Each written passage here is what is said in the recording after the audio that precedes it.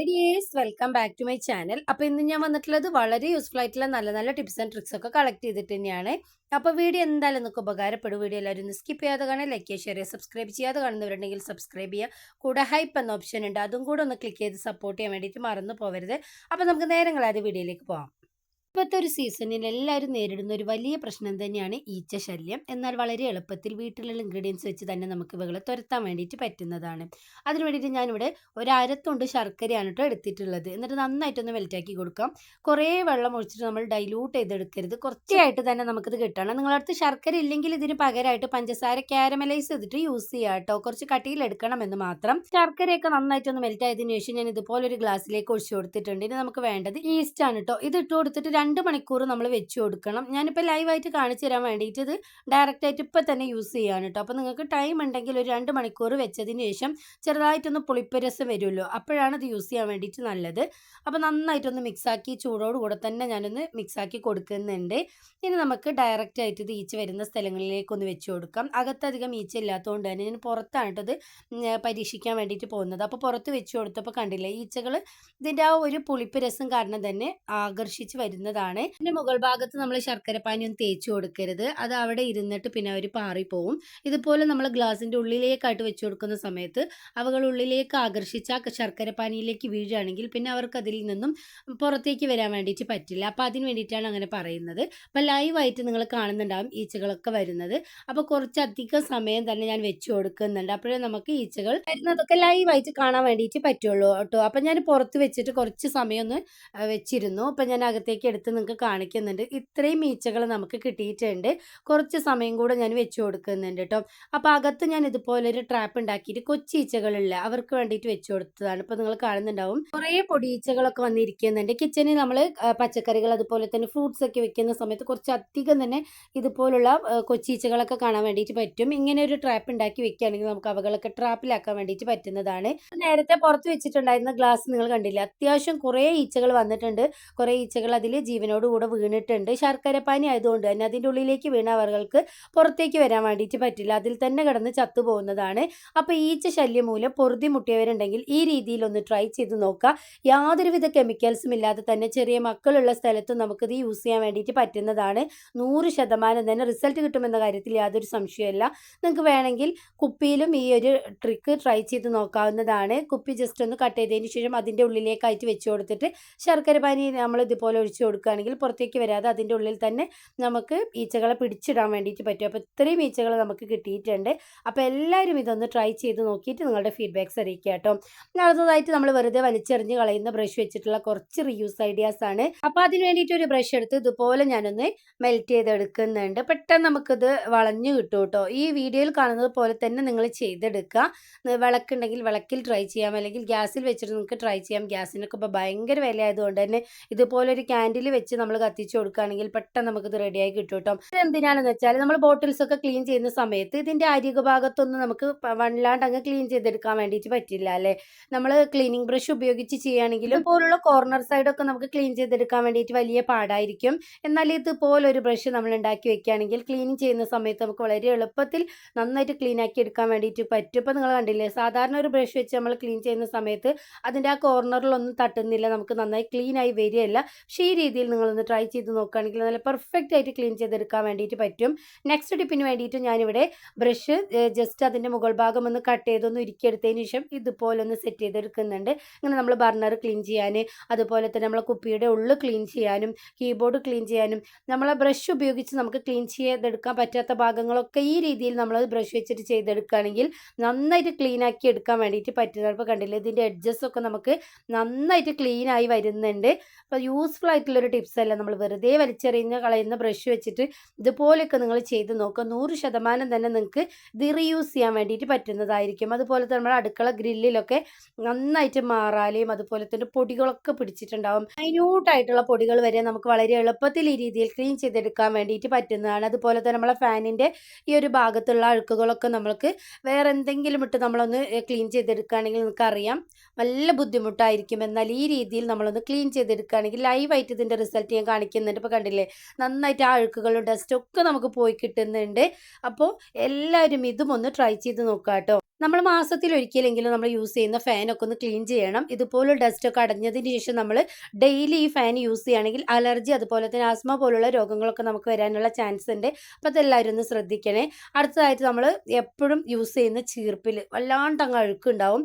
വെള്ളം ഉപയോഗിച്ച് നമ്മൾ കഴുകുക ഒന്നും തന്നെ ചെയ്യേണ്ട ആവശ്യമില്ല. ഇതുപോലെ എക്സ്പയറി ഡേറ്റ് കഴിഞ്ഞിട്ടുള്ള പൗഡറോ അല്ലെങ്കിൽ എന്തെങ്കിലും ഒരു മാവോ ഉണ്ടെങ്കിൽ കുറച്ചൊന്ന് സ്പ്രെഡ് ചെയ്തതിന് ശേഷം ബ്രഷ് വെച്ചിട്ടൊന്ന് ക്ലീൻ ചെയ്തെടുക്കുകയാണെങ്കിൽ പുതിയതുപോലെ തന്നെ നല്ല അടിപൊളിയായിട്ട് നമുക്ക് ക്ലീൻ ചെയ്തെടുക്കാൻ വേണ്ടിയിട്ട് പറ്റുന്നതാണ്. ഒരാൾ യൂസ് ചെയ്തിട്ടുള്ള ചീർപ്പ് നമ്മൾ വീണ്ടും വേറൊരാൾക്ക് യൂസ് ചെയ്യുമ്പോൾ താരനൊക്കെ ഉള്ള പ്രശ്നമുള്ളവരാണെങ്കിൽ നമുക്കും അത് വരാനുള്ള ചാൻസ് വളരെ കൂടുതലാണ്. എന്നാൽ വളരെ എളുപ്പത്തിൽ യാതൊരു ബുദ്ധിമുട്ടും ഇല്ലാതെ നമുക്ക് ഈ രീതിയിലൊന്ന് ക്ലീൻ ചെയ്തെടുക്കാൻ വേണ്ടിയിട്ട് പറ്റും കേട്ടോ. അപ്പോൾ എല്ലാവരും ഒന്ന് ട്രൈ ചെയ്ത് നോക്കണേ. അടുത്തതായിട്ട് ബ്രഷിന്റെ മുകൾ ഭാഗം ഒന്ന് കട്ട് ചെയ്തതിന് ശേഷം മെൽറ്റ് ചെയ്തൊന്ന് വളച്ചെടുത്ത് നമുക്ക് ഇതുപോലെ കിച്ചണിൽ നല്ല ഹോൾഡർ ആയിട്ട് യൂസ് ചെയ്യാൻ വേണ്ടിയിട്ട് പറ്റുന്നതാണ്. കുറച്ചധികം തന്നെ സാധനങ്ങൾ തൂക്കിയിടണം എന്നുണ്ടെങ്കിൽ ഒരു 2-3 ബ്രഷ് ഇതുപോലെ നമുക്കൊന്ന് സെറ്റ് ചെയ്തെടുക്കാം. ഇത് ഒട്ടിക്കാൻ വേണ്ടിയിട്ട് ഞാൻ ഗമ്മാണ് യൂസ് ചെയ്തിട്ടുള്ളത്. നിങ്ങൾക്ക് വേണമെങ്കിൽ ഡബിൾ സാപ്പ് വേണമെങ്കിലും യൂസ് ചെയ്യാം കേട്ടോ. അടുത്തതായിട്ട് നമ്മളുടെ ഫ്രിഡ്ജിൻ്റെ ഈ ഒരു റബ്ബർ ഗ്യാസ്കറ്റിലുള്ള അഴുക്ക് നമ്മൾ ഇതുപോലെ തന്നെ വെച്ച് കൊടുക്കുകയാണെങ്കിൽ കുറേ അധികം ദിവസം കഴിയുമ്പോൾ ആ റബ്ബർ ഗ്യാസ്കറ്റൊക്കെ കേടാവാനും വല്ലാത്തൊരു ബാഡ് സ്മെല്ല് വരാനും ലൂസായി പോകാനും അതുപോലെ നമുക്ക് കറണ്ട് ബില്ല് കൂടുതലാവാനുള്ള ചാൻസ് ഒക്കെ വളരെ കൂടുതലാണ്. എന്നാൽ ഇതുപോലൊരു ബ്രഷ് ഉണ്ടെങ്കിൽ നമുക്ക് ഇതിൻ്റെ ഈ ഒരു കോർണർ ഭാഗത്തും ഇതിൻ്റെ ഇടുക്ക് ഭാഗത്തൊക്കെ നന്നായിട്ട് ക്ലീൻ ചെയ്തെടുക്കാൻ വേണ്ടിയിട്ട് പറ്റുന്നതാണ് കേട്ടോ. എല്ലാവർക്കും നമുക്ക് വളരെ എളുപ്പത്തിൽ ക്ലീൻ ചെയ്തെടുക്കാൻ വേണ്ടിയിട്ട് പറ്റും. അപ്പോൾ എല്ലാവരും ഈ ടിപ്സും ഒന്ന് ട്രൈ ചെയ്ത് നോക്കണേ. നെക്സ്റ്റ് ടിപ്പ് എന്താണെന്ന് കണ്ടു നോക്കാം. വളരെ എളുപ്പത്തിൽ അരിയൊന്നും അരയ്ക്കാതെ തന്നെ നല്ല പെർഫെക്റ്റ് ആയിട്ട് നല്ല ഫ്ലഫി ആയിട്ടും നല്ല സോഫ്റ്റ് ആയിട്ടും വെള്ളപ്പം റെഡിയാക്കി എടുക്കാൻ വേണ്ടിയിട്ട് പറ്റുന്നതാണ്. അതിന് വേണ്ടിയിട്ട് ഞാൻ മിക്സി ജാറിലേക്ക് 2 കപ്പ് അരിപ്പൊടി ഇട്ട് കൊടുത്തിട്ടുണ്ട്. 1 കപ്പ് ചോറ് ഇട്ട് കൊടുത്തിട്ടുണ്ട്. ഇപ്പം ഞാൻ ടേസ്റ്റിന് വേണ്ടിയിട്ട് കുറച്ച് തേങ്ങയാണ് കേട്ടോ ആഡ് ചെയ്ത് കൊടുക്കുന്നത്.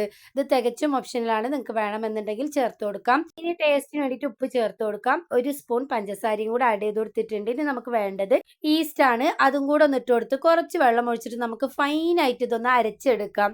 ഇത്രയേ ഉള്ളൂ. വളരെ എളുപ്പത്തിൽ നമുക്ക് വെള്ളപ്പം ഈ രീതിയിൽ ഉണ്ടാക്കിയെടുക്കാൻ വേണ്ടിയിട്ട് പറ്റുന്നതാണ്. ഇതുപോലെ ഒന്ന് സെറ്റ് ചെയ്ത് ഒരു 15 മിനിറ്റ് നമ്മളൊന്ന് റെസ്റ്റ് ചെയ്യാൻ വേണ്ടിയിട്ട് വെച്ചാൽ മാത്രം മതിയാവും. നന്നായിട്ട് നമ്മളുടെ മാവ് സോപ്പ് പത പോലെ തന്നെ പൊങ്ങി കിട്ടും കേട്ടോ. അപ്പോൾ കണ്ടില്ലേ, നല്ല അടിപൊളിയായിട്ട് നമ്മളുടെ മാവ് ഇവിടെ റെഡിയായി കിട്ടിയിട്ടുണ്ട്. ഇനി നമുക്ക് എങ്ങനെ ഇത് വെച്ചിട്ട് വെള്ളപ്പം ഉണ്ടാക്കിയെടുക്കാം എന്ന് നോക്കാം. വല്ലാണ്ട് അങ്ങ് നമ്മൾ തവി വെച്ചിട്ട് ഇളക്കി എടുക്കരുത് കേട്ടോ.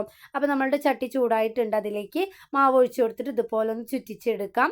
എല്ലാ ബബിൾസും വന്നതിന് ശേഷം മാത്രം നമ്മൾ അടച്ച് വെക്കുക കേട്ടോ. അപ്പോഴേ നല്ല പെർഫെക്റ്റ് ആയിട്ട് നമുക്ക് വെള്ളപ്പം നല്ല പൊങ്ങി നല്ല സോഫ്റ്റ് ആയിട്ട് കിട്ടുള്ളൂ. ഇനി നമുക്ക് അടച്ച് വെക്കാം. ഒരു 2-3 മിനിറ്റിന് ശേഷം നമുക്കൊന്ന് ഓപ്പൺ ചെയ്ത് നോക്കാം. അപ്പോൾ നിങ്ങൾ കണ്ടില്ല, നല്ല പെർഫെക്റ്റ് ആയിട്ട് നമുക്ക് വെള്ളപ്പം ഇവിടെ റെഡിയായി കിട്ടിയിട്ടുണ്ട്. അപ്പോൾ എല്ലാവരും ഈ രീതിയിലൊന്ന് ട്രൈ ചെയ്ത് നോക്കുക. നല്ല ചൂടിൽ നമ്മൾ ചട്ടിയിൽ ഒഴിച്ച് കൊടുക്കുകയാണെങ്കിൽ ആ മാവൊക്കെ ഉരുണ്ട് വരുള്ളൂ. ചട്ടി ഒന്ന് ചൂടായതിനു ശേഷം മീഡിയം ഫ്ലെയിമിൽ ഇട്ടിട്ട് മാവ് ഒഴിച്ച് കൊടുത്തിട്ട് നമുക്ക് എല്ലാ വെള്ളപ്പവും ഈ രീതിയിലൊന്ന് ചുട്ടെടുക്കാം. വളരെ എളുപ്പത്തിൽ നമുക്ക് രാവിലെ ആയാലും വൈകിട്ടായാലും ഒക്കെ ട്രൈ ചെയ്ത് നോക്കാൻ പറ്റിയ ഈ ഒരു റെസിപ്പി നിങ്ങൾ എല്ലാവരും ഒന്ന് ട്രൈ ചെയ്ത് നോക്കണം. വെള്ളപ്പം എന്ത് ചെയ്തിട്ടും നിങ്ങൾക്ക് പെർഫെക്റ്റ് ആയിട്ട് കിട്ടിയിട്ടില്ല എന്നുണ്ടെങ്കിൽ ഈ രീതിയിലൊന്ന് ട്രൈ ചെയ്ത് നോക്കുക. 100% തന്നെ നിങ്ങൾക്ക് നല്ല പെർഫെക്റ്റ് ആയിട്ട് ഉണ്ടാക്കിയെടുക്കാൻ വേണ്ടിയിട്ട് പറ്റുന്നതായിരിക്കും. അപ്പോൾ എല്ലാവരും ഈ രീതിയിലൊന്ന് ട്രൈ ചെയ്ത് നോക്കിയിട്ട് നിങ്ങൾക്ക് റിസൾട്ട് കിട്ടിയോ ഇല്ലയോ എന്ന് ഫീഡ്ബാക്ക് ആയിട്ട് അറിയിക്കാനും കൂടി മറന്നു പോകരുത്. നെക്സ്റ്റ് ടിപ്പ് എന്താണെന്ന് കണ്ടു നോക്കാം. നമ്മുടെ വീട്ടിൽ ശല്യക്കാരായി കൊണ്ടിരിക്കുന്ന പാറ്റ, പല്ലി, എലി, പാമ്പ് എന്നിവയെ തുരത്താനുള്ള നല്ല കിടിലൻ ടിപ്പാണ് കേട്ടോ. അതിന് വേണ്ടിയിട്ട് ഞാനിവിടെ എടുത്തിട്ടുള്ളത് കുറച്ച് വെളുത്തുള്ളി അല്ലികൾ തൊലിയോട് കൂടെ എടുത്തിട്ടുണ്ട്. ഒരു 2-3 ഗ്രാമ്പും കൂടെ ഇട്ട് കൊടുത്തിട്ട് ജസ്റ്റ് ഒന്ന് ചതച്ചെടുക്കുന്നുണ്ട്. വെളുത്തുള്ളിയിലും സവാളയിലും ഒക്കെ ധാരാളമായിട്ട് സൾഫർ അടങ്ങിയിട്ടുള്ളത് കൊണ്ട് തന്നെ പ്രാണികൾക്കൊന്നും ഇതിൻ്റെ സ്മെല്ല് ഒട്ടും പിടിക്കില്ല കേട്ടോ. അതുപോലെ തന്നെ ഗ്രാമ്പൂവിൻ്റെ സ്മെല്ലും. അപ്പോൾ രണ്ടും കൂടെ ഒന്ന് ജസ്റ്റ് ഒന്ന് ചതച്ചെടുത്തതിന് ശേഷം ഞാനൊരു പാത്രത്തിലേക്ക് ഇട്ട് കൊടുക്കുന്നുണ്ട്. ഇത് വേണ്ടത് കുറച്ച് ഉപ്പാണ് കേട്ടോ. ഞാൻ കല്ലുപ്പാണ് ഇട്ട് കൊടുക്കുന്നത്. നമ്മൾ ഈ ഉണ്ടാക്കുന്ന ഈ സൊല്യൂഷൻ്റെ സ്മെല്ല് കുറച്ചധികം സമയം തന്നെ ലാസ്റ്റ് ചെയ്യാൻ വേണ്ടിയിട്ടാണ് നമ്മൾ ഇതിലേക്ക് ഉപ്പ് ഇട്ട് കൊടുക്കുന്നത്. ഇനി ഞാൻ ഇതിലേക്ക് ഇട്ട് കൊടുക്കുന്നത് സവാളയുടെ തൊലിയാണ് കേട്ടോ. സവാളയിലുള്ളത് പോലെ തന്നെ സവാളയുടെ തൊലിയും ധാരാളമായിട്ട് സൾഫർ അടങ്ങിയിട്ടുള്ളതാണ്. അപ്പോൾ അതിന് വേണ്ടിയിട്ടാണ് ഞാനിവിടെ സവാളയുടെ തൊലിയും കൂടെ യൂസ് ചെയ്തിട്ടുള്ളത്. ഇനി നമുക്കിത് നന്നായിട്ടൊന്ന് തിളപ്പിച്ചെടുക്കാം. ഇതിൻ്റെ ആ എസൻസ് ഒക്കെ വെള്ളത്തിലേക്ക് ഇറങ്ങി വരണം. അതുവരെയും നമുക്കൊന്ന് തിളപ്പിച്ചെടുക്കാം. നിങ്ങൾക്ക് ഗ്യാസ് ചിലവാക്കാൻ മടിയുണ്ടെങ്കിൽ തലേ ദിവസം തന്നെ ഇതൊക്കെ ഒന്ന് വെള്ളത്തിൽ ഇട്ട് കൊടുത്തതിന് ശേഷം പിറ്റേ ദിവസം നമുക്ക് സ്പ്രേ ബോട്ടിലാക്കിയിട്ട് ഇത് യൂസ് ചെയ്യാൻ വേണ്ടിയിട്ട് പറ്റുന്നതാണ്. ഞാനിപ്പോൾ ഇൻസ്റ്റൻ്റ് ആയിട്ട് നിങ്ങൾക്ക് കാണിക്കുന്നതുകൊണ്ടാണ് ഇപ്പോൾ ഗ്യാസിൽ വെച്ചൊന്ന് തിളപ്പിച്ചെടുത്തത്. അപ്പോൾ നന്നായിട്ടൊന്ന് മിക്സായി റെഡിയായി വന്നിട്ടുണ്ട്. ഞാൻ ഇതിലേക്ക് കുറച്ച് ബേക്കിംഗ് സോഡയും വിനീഗറും കൂടെ ഒന്ന് മിക്സ് ചെയ്തെടുക്കുന്നുണ്ട് കേട്ടോ. ഞാൻ ഇതിലേക്ക് ഒഴിച്ചു കൊടുക്കുന്നത് സാനിറ്റൈസറാണ്. ഇതിൽ ആൻറ്റിസെപ്റ്റിക് ആയിട്ടുള്ളത് കൊണ്ട് തന്നെ ഇതിൻ്റെ സ്മെല്ലൊന്നും പ്രാണികൾക്ക് ഒട്ടും പിടിക്കില്ല. അപ്പോൾ അതിന് വേണ്ടിയിട്ടാണ് ഇതൊക്കെ നമ്മൾ യൂസ് ചെയ്തിട്ടുള്ളത്. നിങ്ങൾക്ക് വേണമെങ്കിൽ സാനിറ്റൈസറിന് പകരമായിട്ട് ഡെറ്റോളും യൂസ് ചെയ്യാം. ചെറുതായിട്ടൊന്ന് ചൂടാറി വന്നതിന് ശേഷം അരിച്ച് ഞാൻ സ്പ്രേ ബോട്ടിലേക്കൊന്ന് ആക്കി കൊടുക്കുന്നുണ്ട്. ഇങ്ങനെ നമ്മളൊന്ന് ഉണ്ടാക്കിയിട്ട് രാത്രി കിടക്കുന്നതിന് മുമ്പായിട്ട് കൗണ്ടർ ടോപ്പും ഗ്യാസ് ടോപ്പും ഒക്കെ ഒന്ന് കഴുകി വൃത്തിയാക്കിയതിന് ശേഷം ഇതുപോലെ ഒന്ന് സ്പ്രേ ചെയ്തിട്ട് കൊടുക്കുക. ഇതിൻ്റെ സ്മെല്ലിന് പാറ്റ, പല്ലി, എലിയൊന്നും ഈ പരിസരത്തേക്ക് തന്നെ വരില്ല കേട്ടോ. ഇതിൻ്റെ സ്മെല്ല് പ്രാണികൾക്കൊന്നും പിടിക്കാത്തതുകൊണ്ട് തന്നെ ജസ്റ്റ് ഒന്ന് സ്പ്രേ ചെയ്തൊന്ന് തുടച്ചു കൊടുക്കുക. അല്ലെങ്കിൽ ബുദ്ധിമുട്ടൊന്നും ഇല്ലെങ്കിൽ ഇതുപോലെ തന്നെ സ്പ്രേ ചെയ്തിട്ട് രാവിലെ തുടച്ചെടുത്താലും മതിയാവും. ഞാനിപ്പോൾ ജസ്റ്റ് ഒന്ന് തുടച്ചെടുക്കുന്നുണ്ട്. കല്ലുപ്പൊക്കെ ഇട്ട് കൊടുത്തുകൊണ്ട് തന്നെ ഇതിൻ്റെ സ്മെല്ല് നന്നായിട്ട് ലാസ്റ്റ് ചെയ്യും കേട്ടോ. നമ്മൾ രാത്രി വേസ്റ്റ് പാത്രങ്ങൾ സിങ്കിലിട്ടിട്ട് ഒരിക്കലും പോകരുത്. അതിൻ്റെ വേസ്റ്റ് ഒക്കെ ഒന്ന് കളഞ്ഞ് ക്ലീൻ ആക്കിയതിന് ശേഷം മാത്രം പോയി. ഹോളിലൂടെയാണ് പാറ്റ, പല്ലിയൊക്കെ കൂടുതലായിട്ടും വരുന്നത്. അപ്പോൾ അത് തടയാൻ വേണ്ടിയിട്ട് ഞാൻ ഇതുപോലെ നന്നായിട്ടൊന്ന് സിങ്കൊക്കെ ഒന്ന് ക്ലീൻ ചെയ്തതിന് ശേഷം കുറച്ച് കല്ലുപ്പ് ഇതുപോലെ ഒന്ന് ഇട്ട് ജസ്റ്റ് ഒന്ന് റബ്ബ് ചെയ്തെടുത്താൽ മാത്രം മതിയാവും കേട്ടോ. ഇതിൻ്റെ സ്മെല്ലിന് പിന്നെ പാറ്റ, പല്ലി, എലിയൊന്നും ഈ പരിസരത്തേക്ക് തന്നെ വരുന്നതല്ല. അപ്പോൾ എല്ലാവരും ആ ടിപ്പും ഒന്ന് ട്രൈ ചെയ്ത് നോക്കുക. അതുപോലെ തന്നെ നമ്മളെ പാറ്റ, പല്ലികളൊക്കെ കൂടുതലായിട്ട് വരുന്നത് നമ്മൾ കിച്ചണിലൊക്കെ റാക്കിലൊക്കെ വിരിക്കുന്ന ന്യൂസ് പേപ്പറൊക്കെ ഉണ്ടാവില്ല, അതൊക്കെ ഒന്ന് ഒഴിവാക്കുക. അതുപോലെ തന്നെ വേണ്ടാതെ യൂസ് ചെയ്യാതെ വെച്ചിട്ടുള്ള കാർഡ്ബോർഡ് ബോക്സ് ഒക്കെ ഉണ്ടെങ്കിൽ അതൊക്കെ നമ്മൾ ഒഴിവാക്കുക. എന്നെങ്കിൽ തന്നെ നമുക്ക് ഒരു പരിധി വരെയൊക്കെ പാറ്റ, പല്ലിയൊക്കെ ഒഴിവാക്കാൻ വേണ്ടിയിട്ട് പറ്റുന്നതാണ്. പാറ്റ പോയാൽ തന്നെ നമ്മളെ പല്ലിശല്യം കുറേയൊക്കെ നമുക്ക് ഒഴിവാക്കാൻ വേണ്ടിയിട്ട് പറ്റും കേട്ടോ. അല്ലെങ്കിൽ നിങ്ങൾക്ക് ഇതുപോലെ സ്പ്രേ ഉണ്ടാക്കി വെച്ചതിന് ശേഷം രാത്രി ഉറങ്ങുന്നതിന് മുമ്പായിട്ടൊന്ന് സ്പ്രേ ചെയ്ത് കൊടുത്താലും മതിയാവും. പാമ്പ് ശല്യം, അതുപോലെ തന്നെ പെരിച്ചായി ശല്യം, എലി ശല്യം ഒക്കെ ഉള്ളവർ ഇതുപോലൊരു സൊല്യൂഷൻ ഉണ്ടാക്കിയിട്ട് ഗാർഡനിലും അതുപോലെ തന്നെ നമ്മുടെ മുറ്റത്തൊക്കെ ഒന്ന് സ്പ്രേ ചെയ്ത് കൊടുക്കുകയാണെങ്കിൽ അതിൻ്റെ സ്മെല്ലിന് പിന്നെ പരിസരത്തേക്കൊന്നും തന്നെ വരില്ല കേട്ടോ. നിങ്ങൾ പുറത്താണ് സ്പ്രേ ചെയ്ത് കൊടുക്കുന്നതെങ്കിൽ കുറച്ച് മണ്ണെണ്ണയും കുറച്ച് കായപ്പൊടിയും കൂടെ ഒന്ന് മിക്സ് ചെയ്ത് കൊടുക്കുക. പാമ്പ് ശല്യം ഉള്ളിടത്തൊക്കെ തെളിച്ചു കൊടുക്കാൻ വേണ്ടിയിട്ടുള്ള നല്ലൊരു കിഡിലൻ റെമഡി നമുക്ക് കിട്ടുന്നതായിരിക്കും കേട്ടോ. ട്രൈ ചെയ്ത് നോക്കണേ. പുതിയ നല്ലൊരു വീഡിയോ ആയിട്ട് വരുന്നത് വരെ എല്ലാവർക്കും ബൈ.